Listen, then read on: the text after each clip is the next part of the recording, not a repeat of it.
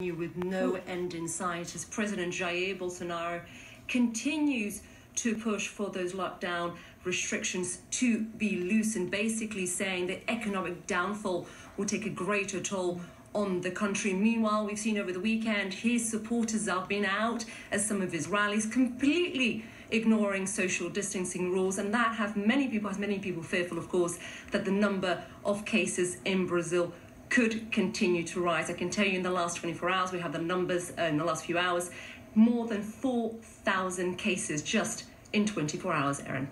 All right, Isa, thank you very much. And joining me now, Dr. Jonathan Reiner, who advised the White House medical team under President George W. Bush. And Dr. Reiner, so Brazil's president downplaying the virus, right, calling it the little flu, a fantasy. Those are his words. Yesterday, he himself attended a massive protest against social distancing. How dangerous is this?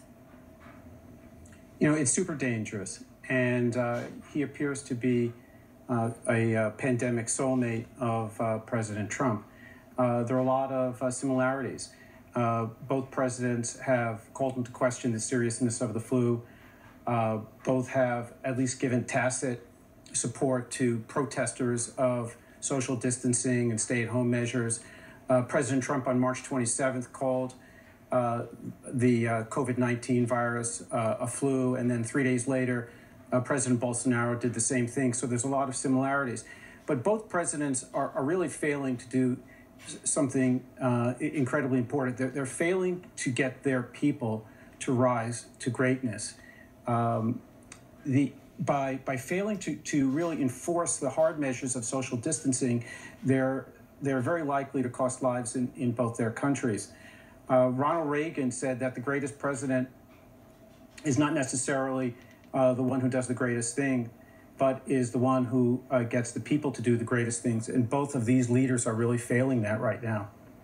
And when you look at Brazil, you know, we've talked about the effects of weather. The CDC study has shown that. We were talking to a doctor who's done a lot of studies of that earlier this hour. Warm weather can help. Humidity can help. It can't eliminate, but it can help. And when you look at other countries in the Southern Hemisphere, you do have outbreaks, but nowhere near like you do in Brazil. Right? Brazil is in a league of its own right now. Does that raise more questions, especially given that what you're hearing from Bolsonaro is not what you're hearing from the leaders of other countries? Yeah, I think it was really magical thinking all along to believe that the onset of warm weather in this country or anywhere in the world was going to eradicate the virus. We do see hints in places, particularly in the United States, where the virus is a little bit less vigorous. It is a little bit less vigorous in places like Miami than it is in New York. But the notion that it's going to disappear as the weather warms is really countered by the experience in Brazil and also places like Singapore. It's not going to happen. All right. Thank you, Dr. Reiner. Sure. And next, Jeannie, on why people are rallying around one man's message that the coronavirus will be a good thing in hindsight.